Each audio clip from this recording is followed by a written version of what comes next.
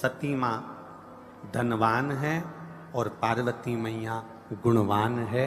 इसलिए पूरी दुनिया में जितने भी व्रत हैं, पूरी भारत की भूमि पर जितने व्रत होते हैं, कोई व्रत लक्ष्मी जी का नहीं है। भारत की भूमि पर कोई व्रत सरस्वती मैया का नहीं है। भारत की भूमि पर कोई व्रत इंद्राणी का नहीं है। भारत की भूमि पर कोई व्रत किसी देवी का नहीं है। जितना भारत की भूमि पर एक व्रत भारी है वो है माता पार्वती जी का। तीज का व्रत करोगे तो पार्वती जी का है, चतुर्थी का व्रत करोगे तो पार्वती जी का है, छठ का व्रत करोगे तो पार्वती जी का है। आप जितने व्रत देवी जी का करोगे नवरात्रे में तो पार्वती जी का है। भारत की भूमि पर जितने व्रत हुए नारियों के, छोटी तीज, बड़ी तीज, हरतालिका तीज, करवा चौथ, जितने चतुर्थी के व्रत, जितने तीज के व्रत, जितने छठ के व्रत, जितने भारत की भूमि पर हुए, ये सब माता पार्वती जी के हैं। पार्वती के क्यों हैं?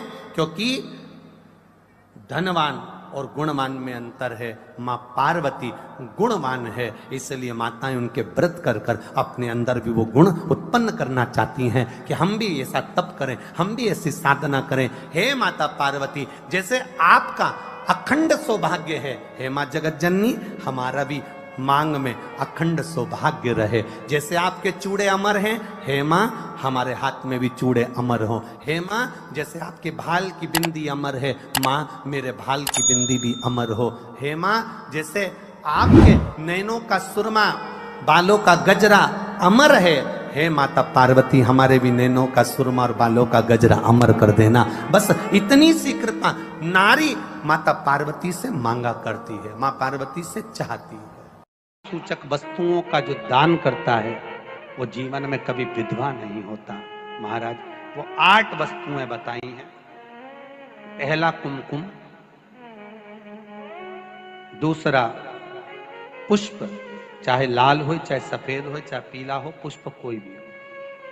तीसरे नंबर पर है चंदन, चौथे नंबर पर है तांबुल, 5वें नंबर पर है काजल, छठे नंबर पर है ईख, क्या बोलते हैं यहां पर ईख को, क्या बोलते हैं, गन्ना, ईख। 7वें नंबर पर है लौंग, खाने वाली जो लौंग होती है, लौंग। और 7वें नंबर पर है, 8वें नंबर पर है जीरा। कहते हैं चैत्र महीने की तृतीया तिथि को बिना नमक का भोजन कर कर, सुबह बिना नमक का भोजन करें, एक समय फलाहार करें बिना नमक का, और तुला दान के बराबर एक पलड़े में अपन बैठकर 8 वस्तुएं तुला की रख कर जो दान दे देता है वो नारी कभी विधवा होकर नहीं जाती, 7 जन्म तक अखंड सौभाग्यवती रहती है।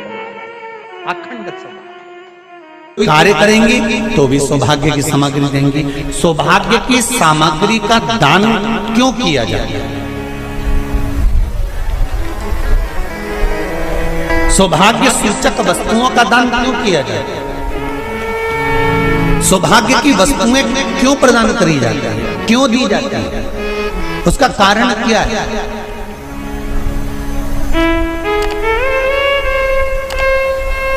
क्यों देते हैं? महाराज भारत की भूमि की सौभाग्यवती माताओं का एक मन की अभिलाषा रहती है। भारत की भूमि की माताओं की एक अभिलाषा रहती है कि जब उसके प्राण छूटे तो अखंड सौभाग्य धारण करके पति के कंधे पर और पुत्र के कंधे पर शमशान पर।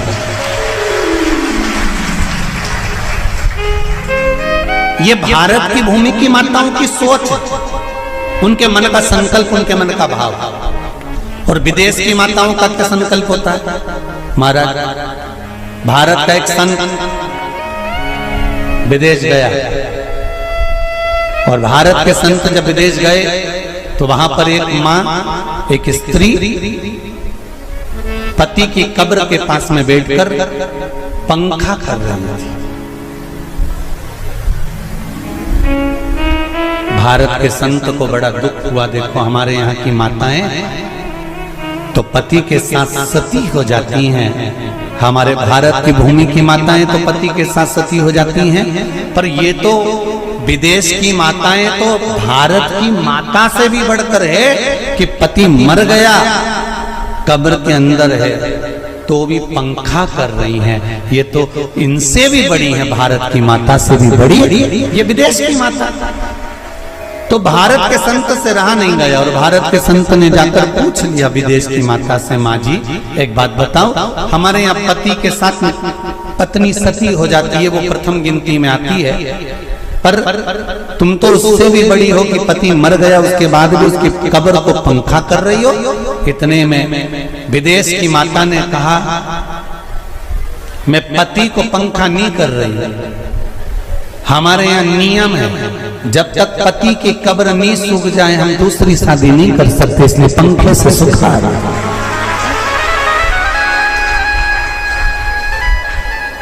इसलिए पंखे से सुखा रही है। मेरे भारत की माताओं में और विदेश की माताओं में अंतर है सर।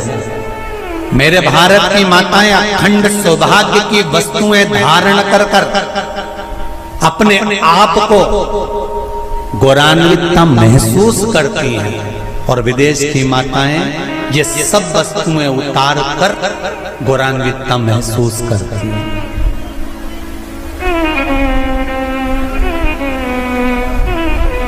क्यों देते हैं चूड़ी का दान, क्यों देते हैं बिंदी का दान, क्यों देते हैं अखंड सौभाग्य का दान?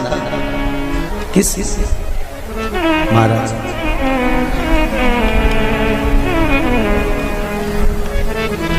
मेरे हाथों में भर भर के चूड़ी रहे,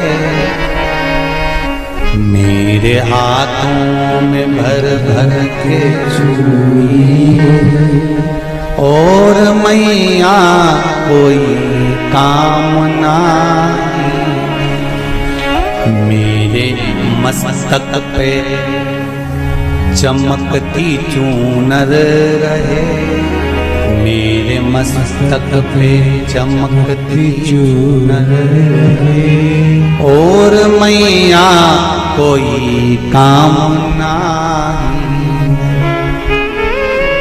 मेरी मांगों में भर भर के सिंदूर रहे, मेरी मांगों में भर भर के सिंदूर रहे, और मैया कोई कामना नहीं मेरे पाँव में बिछुड़ी का जोड़ा रहे।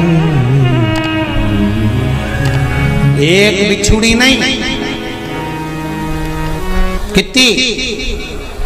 2, 3, 4, 5, एक एक पाँव में जोड़े से बिछुड़ी होना चाहिए,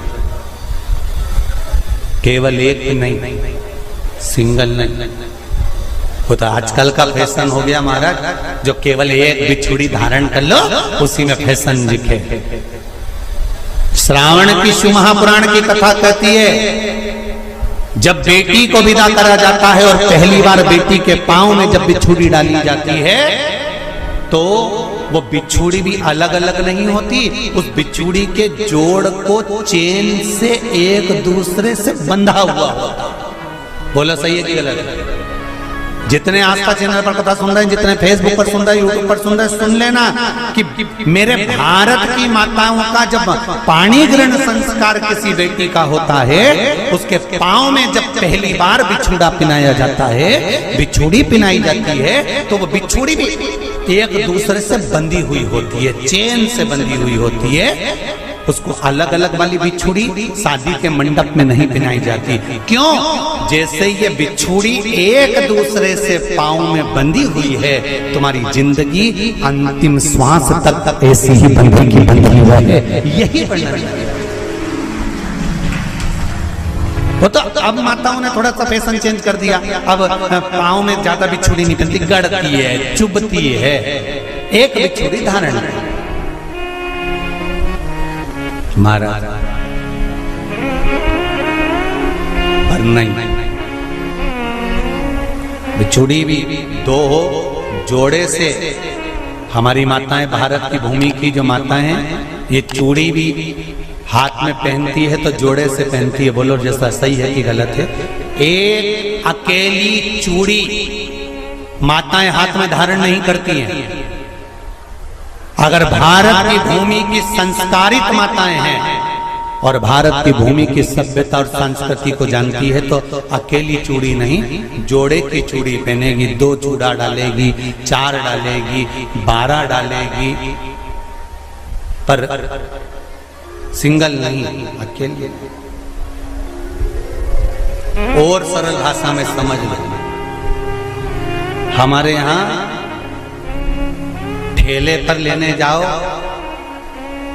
तो जो केले अपन खाते हैं वो भी सिंगल नहीं देते, उसको भी जोड़े से दिया जाता है।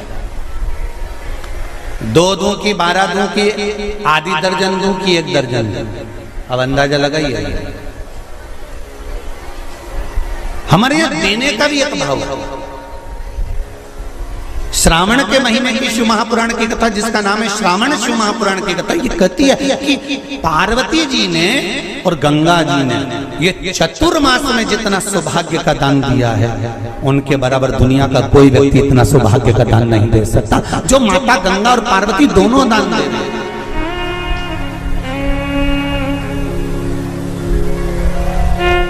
प्रतिदिन दे रहे हैं। और अब तो फैशन आ गया, तुम लोगों जो सौभाग्य का दान देते हो प्लास्टिक की डलिया में देते हो, पर एक एक पुराण को उठा कर देख लेना, एक एक उद्यापन को उठा कर देख लेना। जितनी तुम कथा तुम्हारे घर में छोटी छोटी कथाओं की पोथियां पढ़ी हो, उनको उठा कर देख लेना। उसमें नहीं लिखा कि प्लास्टिक की डलिया में सौभाग्य की वस्तु का दान दिया जाता है। उसमें लिखा है बांस की पिटारी में, बांस की डलिया में सौभाग्य की वस्तुओं का दान दिया जाए। क्यों? क्योंकि बांस वंश की वृद्धि करता है, बांस सौभाग्य की वृद्धि करता है, और बांस अखंड सौभाग्य। जैसे बांस का पौधा बढ़ते चले जाता है, बढ़ते चले जाता है, उसी तरह बांस की डलिया में जब दान दिया जाता है, बांस की टोकनी में जब दान दिया जाता है, तो ये भाव रखा जाता है कि तुम्हारा सौभाग्य ऐसे ही बढ़ता रहे। पर अब थोड़ा सा फैशन चेंज हो गया तो प्लास्टिक की डलिया, पर प्लास्टिक की नहीं,